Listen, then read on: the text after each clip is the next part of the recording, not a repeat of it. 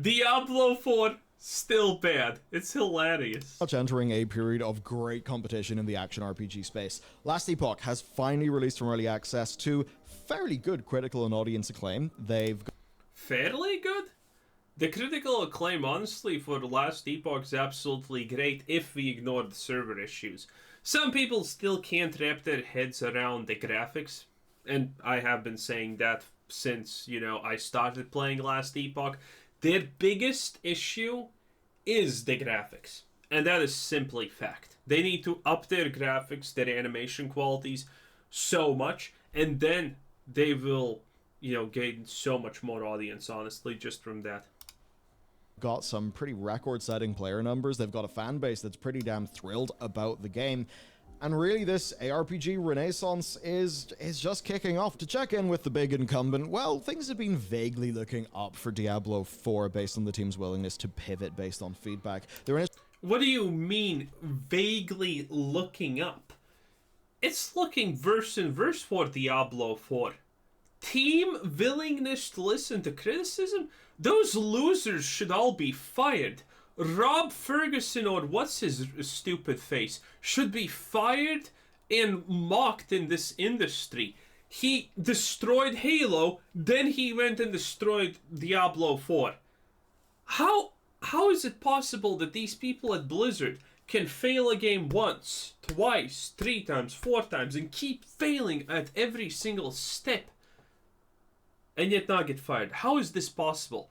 These people have not listened to any form of feedback ever, and when they have once, adding a gem bag, they didn't even understand why they do it. There's no point in giving constructive criticism to Diablo 4 because those absolute lunatics who are making this game don't listen to your feedback.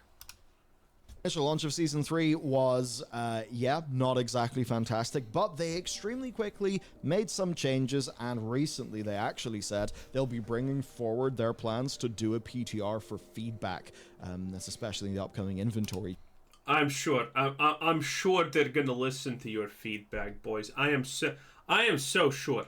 If they have not been able to listen to feedback since the game has begun, and keep in mind, the problems of Diablo 4 are so cut and dry that Reddit has the same feedback, YouTubers have the same feedback, normal players, every single person has the exact same feedback what needs to be changed about the game, and yet they have not listened. So how is a PTR gonna change these things? How is that gonna help? The feedback has never changed from the beginning of the game.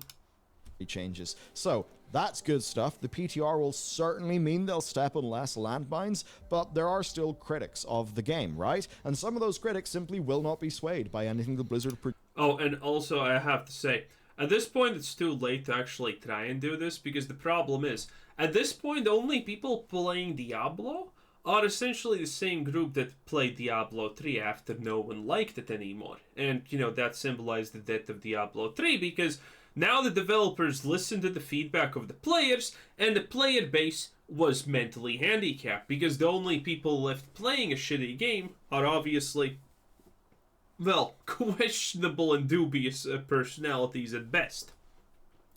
So now, considering no one is left playing Diablo 4 and they're gonna listen to feedback now, what kind of feedback are they gonna listen to? People who think the game is already good? Yeah, that's how Diablo 4 dies. produces. Many of them just feel that the Diablo that they want can't be made by that team, that the team maybe has a different vision for the game, and it's pretty much that. Now, some Diablo fans, they kind of know that. And in the past, there have been groups who have decided they're going to take things into their own hands. And that is how we actually get 11th Hour Games, who were founded in 2017 because basically they could see the writing on the wall for Diablo 3. Essentially, this is Diablo fans deciding to go and make their own action RPG to cater to their needs.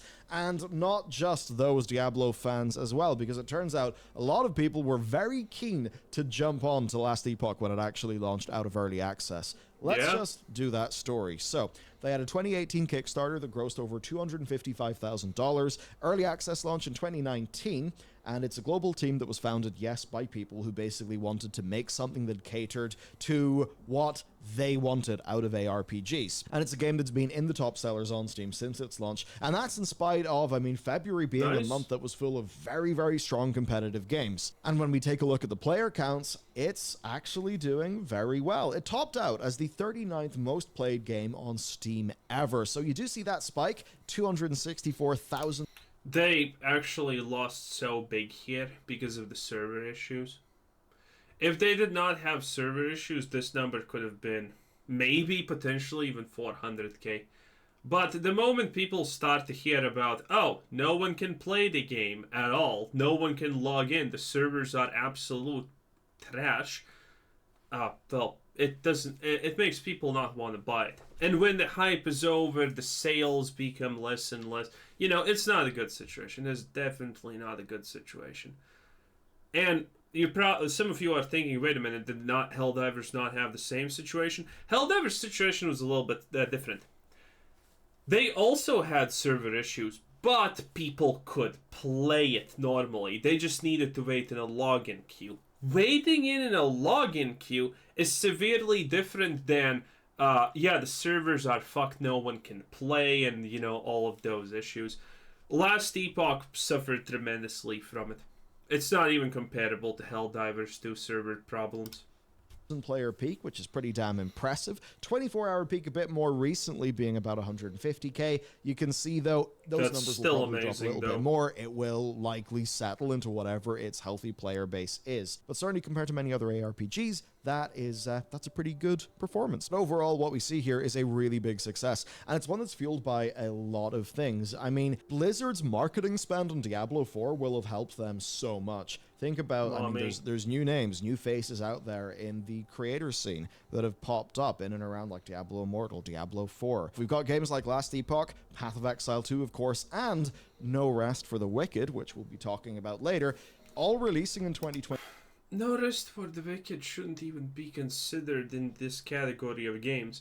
This is the same when people are talking about ARPGs, and they put in Diablo, Last Epoch, Path of Exile, Wolfsrun, or whatever that shit is called, Torchlight, and Lost Ark. What? No Rest for the Wicked is not this genre of game. I'm sorry. It shouldn't even be considered in this conversation. It's a completely different thing. It's a top-down Souls-like game. That's it. 24. And that means that if you like ARPGs, chances are you can play a game that is actually tailored to exactly what you want. Just like today's sponsor is. It's War Thunder. Look, blowing shit up is damn fun, and you can play War Thunder. That's using my link below, and it's a time-limited offer, so if you're interested, be sure to check it out. Last Epoch. Their pitch is really, really simple. Basically, it's an action RPG that has been refined over the course of 5 years of early access to the point now where it has got an absolute wealth of content. And to just go through the top line there, 15 total classes, 120 skill trees, very plentiful item drops that are then enhanced by a crafting system that gives players complete control over their build at all times. That's a massive difference to D4. D4 launched having got quite a D4 has none of that. lot of things wrong in terms of itemization and buildcraft. They've Oh, it sounds like Belier hasn't played Diablo 4. This problem has never gone away. There you go. This problem is still persistent, and Season 4 will most likely not fix this problem because, well, why the fuck would I trust these completely inept developers to fix this problem, which is more complex than all the other problems, which they still failed to fix? My opinion is Season 4 is gonna show the changes to the everything, and it's gonna be Diablo 3.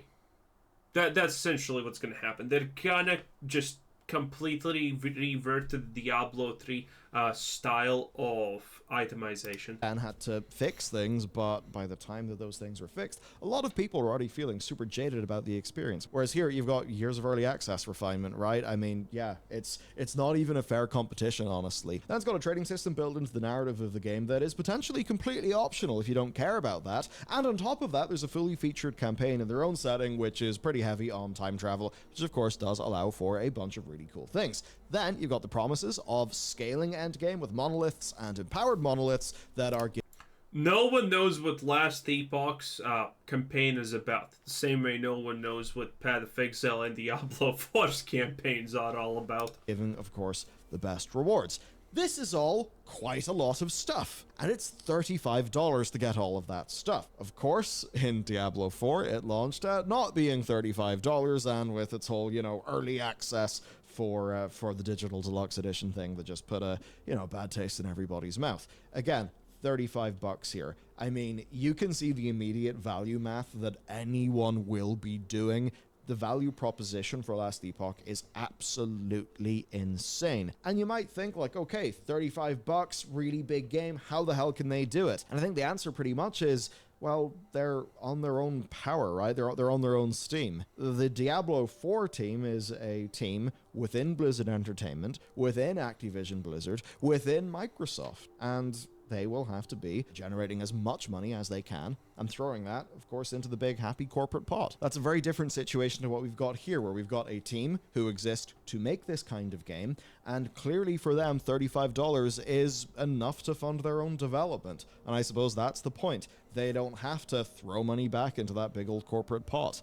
They don't have that expectation placed on them. The thing that they're going to need is finances that make them happy. Them, the company and the team. That's just different to those far, far, far larger publicly traded companies. Anyway, the value maths here is completely insane. The value proposition is amazing. And again, how many games in and around the $30 to $40 mark that are quite AA, how many of them have we seen recently do absolutely amazingly on Steam to the tune of millions of copies sold? I think there is absolutely a lesson to be learned in that. It has not been all smooth sailing for the game. Let's talk about the things that have been a bit more choppy. Number one, they confirmed during early access that they would be adding a cash shop with cosmetics only for ongoing support of the game. Personally, I think that is... Yeah, we know this. I don't think this is a big issue. I don't think anyone thinks this is a big issue. Is an entirely reasonable thing to do. The game's $35. They're going to be doing ongoing support. We all understand they need to pay for that. The thing is, does it feel like they're taking the piss? And so far, from what I can tell, the answer there is no. There is then the launch itself, where they had pretty damn significant server issues. They essentially were taken back by the scale of the audience response here. Now, this is made better by something that's insane in modern gaming, and that is an offline mode. Now, the downside is the offline mode would lock players out of the game's trading system, so, I mean, that's not ideal, but yeah, kind of comes with the territory. The point basically is, though, there's an offline mode. That's just like a fundamentally good thing. But the reason why we're doing this video like a little bit later is we just wanted to see how things kind of stabilize after, after the launch. Going to user and critic responses then, things have actually done pretty great. They're at 76% total on Steam, 72% recent, which definitely could be better, but again, you got to take those launch problems into account. So there are... Dude, those launch problems at one point pushed it down to 50%, but people are reasonable. If your complaint about Last Epoch is servers bad at start, servers now fixed, yeah, a lot of people are, just normal human beings, and they're gonna switch their negative to a positive if that was their big issue. There is that. As you move on, though, you do see the critics are overall quite positive. They've got a top critic average of 84% of critics recommending, people basically recognizing the quality of the game, but also saying it's not necessarily for everyone. As an example, I think this whole sort of for the fans, by the fans thing, well, that landed not great with PC Gamer's review, which was a 6 out of 10, a 60 out of... Oh no, PC Gamer! Oh no! A critic said bad things about a game they probably didn't understand. Oh no! It was probably by the same idiot who didn't pass the Cuphead tutorial level. Because this is the quality of people we're talking about when we're talking about this crap. I do not literally care ever about what the critics have to say. the critics can all go commit a Jamestown for all I care. In fact, I think the world would be a better place if they did that. Of 100, mostly because for them they felt that the actual moment-to-moment gameplay was more about finding item interactions and raising a damage number to be higher rather than the actual activity of inflicting that damage. I suppose the kind of game feel side of things. But of course for many people they want a lot of that stuff to be good, to be serviceable, and what they really want to dive into is the build craft. And for a lot of people that's absolutely what this game is completely nailing for them. And well, again, actually just going to PC Gamer, I think this headline from Fraser Brown actually just completely captures it. Last Epoch is everything I wish Diablo 4 was, and the first ARPG to drag me away from Path of Exile in over a decade. So even though... The Path of Exile also, I still think Path of Exile has no chance, okay? Last Epoch delivered innovation in things that no one thought innovation was even possible at this point. Path of Exile is a great game, as I have said always, but Path of Exile has not done a single point of innovation in anything. They're just sticking to their formula. And, well, they're succeeding at it, obviously, because it's a good game. And while Last Epoch is missing a couple of things at the end game and so on, well, and people are always saying, oh, look at Path of Exile, it's so much better than Last Epoch. Well, yeah, it kind of makes sense that it's better because the game just came out. And now that the game just came out, you know, Path of Exile has 10 plus years of development time on this bad boy.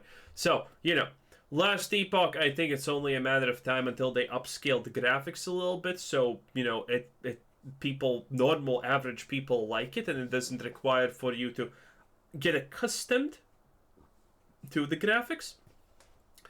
And in a 2 years' time, I think Last Epoch is going to completely outdo Path of Exile. Somebody may give it a 6 out of 10, and maybe it's not a game that's super calibrated to say, like, my interests. You can tell that this is absolutely hitting its target audience pretty damn incredibly. And really, I think it's something Fraser captures pretty perfectly. What's really drawn me away from Path of Exile, however, is the build potential. I mean, PoE's got great build potential, so that's quite the praise. I actually disagree with this. I think PoE has horrible build potential. Most things that feel different are only available to like the top 10% of the player base of Path of Exile. And this is being generous. It's probably like maybe 2% of the player base actually can achieve these builds because they have enough dedication to play. Because keep in mind, this is GGG statistics that they themselves admitted. The average person who plays Path of Exile gets to Hillock. Hillock! The guy in front of the door before you finish the first map. And they die to him and they delete the game. That is the average PoE player, okay? As crazy as that sounds. We're not even talking about Brutus. We're talking about Hillock. The guy every class can auto-attack kill if you're just using your potions properly. No, seriously, every class can kill Hillock with just, you know, picking up your gen, picking up the support gen, and then just left-clicking him, holding it down, not even running away from him, just doing that and timing potions properly. You can kill him without problems, honestly. Well, actually, it's kind of close. But you can kill him, not really too many problems. That's what most people can't do. There's a smoothness to progression that mimics the more accessible tempo of Diablo, but when you dig into the nuts and bolts, there is just so much for theory crafters to play around with here. What we have then is the best of both worlds, a game where we can go into a dungeon and blow it the hell up with your favorite spells, rapidly becoming more and more powerful, but one where you also can spend an inordinate amount of time poring over stats and items as well as passive and active skills until you start to get a headache and just rip off an overpowered build from a much smarter theory crafter. That, I think, is perfectly encapsulating the strengths of this game to its audience. Now, of course, the other sort of side of that is this is all honed via early access. That's why that buildcraft can feel, you know, so complex and full of possibility, but also like something that people can actually engage with. That is the sort of impressive thing that you only get by doing loads of early access. I mean, or, well, loads of internal playtesting. I think we would all say that Diablo 4, had it have had maybe 6 months of internal playtesting, or just, I don't know, a little bit longer, that it probably would have been able to dodge loads of the landmines that it just stumbled into. Of course, the other side of that is because of all the early access dev, it's an absolutely massive game. So yeah, $35 feels like an absolute steal. So overall, with the amount of content, the player freedom, how well honed the design is, you essentially see people just feeling like they are being respected. And I think that that's the main thing. Diablo 4, whenever it has problems and has obvious problems, while also being full price, while also, making some of the stumbles that it did, while also having, $25 cosmetics and trying to get you to buy like $70 worth of platinum because you'll also get 100 worth of horse skins. Get a horse. That just makes people not feel respected. My favorite part about this is, oh, you're mad about $100 horse skin, but it's not just a horse, it's also platinum. In reality, it's much cheaper. This is such a great deal. You're stupid for not buying this. The fact that at the moment is 50% of the Diablo 4 player base, and ironically, kind of sickens me. So, even just look at this. Half the price of Diablo, more content, better systems, you get 100 stash tabs, free expansions, skill trees, not skill twigs, loot filters. I mean, even as something, as simple like a loot filter. Yeah, where's that launch of Diablo 4? Dude, the load filter is so necessary. Actual crafting, 3 end games before the game is out. I regret spending $200. Oh, by the way, I actually figured something out about Diablo load filter problem. So, if you use a load filter for Diablo 4, you can't upgrade your items because, well, chances are you will never pick up an item. So, if they implement the load filter, you can no longer upgrade your gear 5 times. Which is a big deal, by the way. So, yeah. Diablo 4 has problems, and the loot filter is... when your game is so shit, you can't even implement a loot filter because it's gonna ruin everything. 100+ hours on Diablo 4. And I think what that speaks to is the inherent weaknesses of AAA development at the scale of Diablo with a team size like the Diablo team, which I believe is like over 500 people. It might be 600. I think it's actually the largest. Didn't roughly 4,000 or 6,000 people contribute to Diablo 4? Team at Blizzard. Larger than the Warcraft team. I at least heard at one point. But obviously, like, with a team that large, how the hell do you get to be agile? Whereas this just seems like a team that is appropriately sized to the project, with a very clear mission, that's just able to go and do their work. Probably not dealing with, well, Blizzard news over the last few years. Let's just cut a long story short and leave it at that. Plus, it's an indie who are overtly ARPG fans, which, I think just means people will be more predisposed to give them the benefit of the doubt, to like them, right? To just think and feel favorably about them. And where this gets interesting to me, when you look at streaming figures in February, you can see the launch of Last Epoch. You can see how it directly follows on from the launch of Diablo 4 Season 3. So comparing the last 3 months for these games is fairly interesting, right? I mean, okay, January 2024, Last Epoch is fairly low, right, in all of its numbers, whereas Diablo is sitting there at about 3.6. Oh, this is some kind of shitty streaming stats. I don't honestly care. 5 million hours watched. February's a bit different though. We got 14.5 million for Last Epoch, and we've got 1.9 million for Diablo. I mean, even just looking at the peak viewers, the average viewers, Last Epoch's launch is 250,000. Diablo is below 100k for all of those. You look at the average viewership. Yeah, Diablo 4 is completely dead viewership-wise. I bet if I go in now, I'll actually go there right now. Let's see what we have here. Following categories, channels, videos, categories, I think. Nope, browse.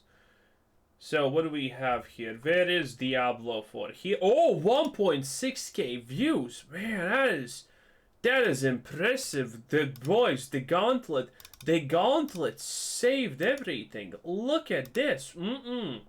Look at this sweet stuff. We have a Woody Joe playing the gauntlet. Yeah.